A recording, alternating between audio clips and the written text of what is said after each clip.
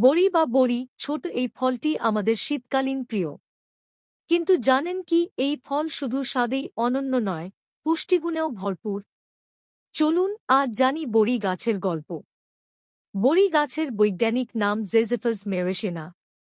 বড়ি গাছের ফুল থেকে মধু সংগ্রহ করা হয়। এটি উষ্ণ আবহাওয়ায় সহজেই জন্মে।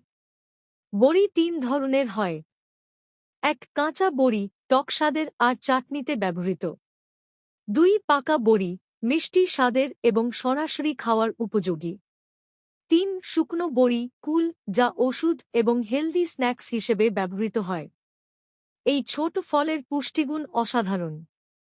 এতে রয়েছে প্রচুর ভিটামিন সি, যা রোগ প্রতিরোধ ক্ষমতা বাড়ায়।